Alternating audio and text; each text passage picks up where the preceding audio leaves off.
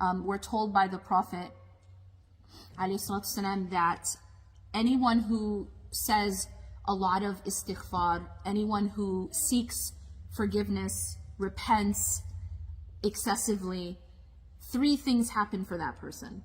They are saved from difficulty. They are saved from anxiety. And they are provided for from places they never imagined. So these are all, I would say, the three things we all want, right?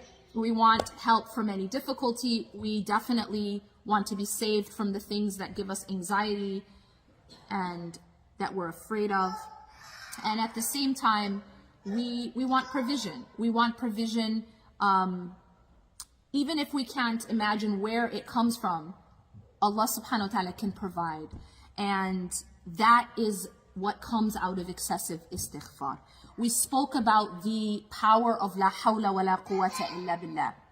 La hawla wa la quwwata illa billah is a treasure from the treasures of Jannah, and it is also a cure for 99 ailments, the least of which is stress. So we talked about the deeper meaning of la hawla wa la quwwata illa billah and why we can imagine why it relieves so much pressure and stress, because we recognize that we're not the ones that control or change anything.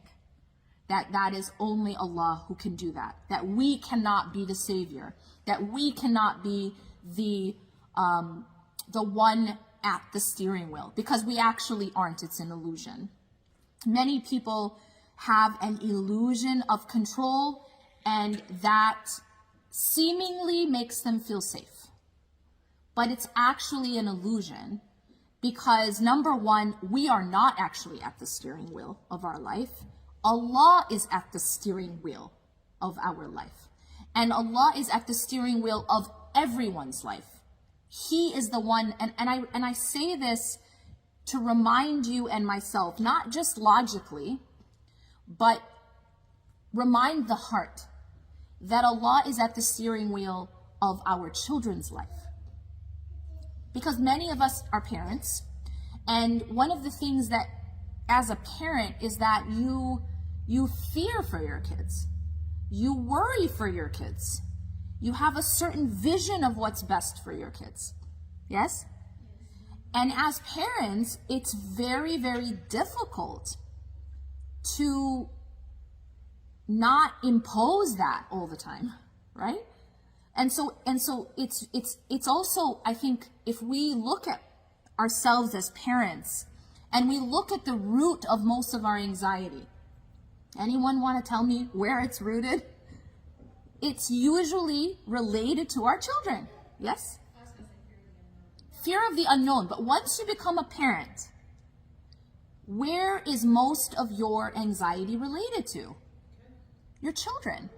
And that's natural, right? So to say and to remind ourselves that Allah is the one at the steering wheel of your child's life is actually very profound, because so many of us as parents, we want to protect our kids. But sometimes the way that we try to protect our kids is through control. Yeah? Y'all wouldn't have any idea about that, right? And the issue with control is ultimately it is to manage anxiety. Yeah? We want to feel a sense of control. And why does a person become controlling? What's at the root of being controlling? It's fear. It's fear of what am I going to do if this outcome happens or that outcome doesn't happen. And we're afraid of that. I even explained to you that it's a fear of our own emotions. It's a fear of vulnerability. When you say you're afraid of the unknown, what you're actually saying is you're afraid to be vulnerable. You're afraid of putting down your guard.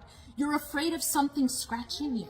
You're afraid of something getting close enough to you that it hurts you. That is the root. That's what's behind controlling behavior. What's behind controlling behavior, if you take off all the layers and all the armor of controlling behavior, it is a person who's afraid.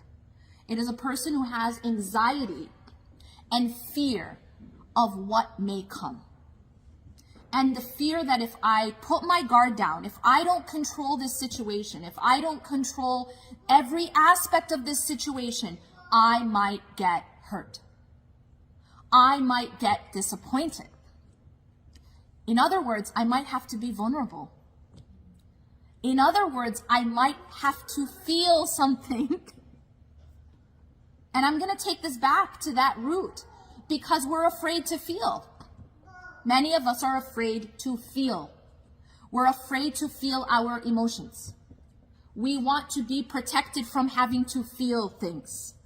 And so there's all these different ways, and if you look at psychology, there's all these different ways to avoid emotion, to avoid having to feel. It's really very basic. You can ask a licensed therapist. It's really very basic. What we're doing is we don't know how to interact with our own emotions.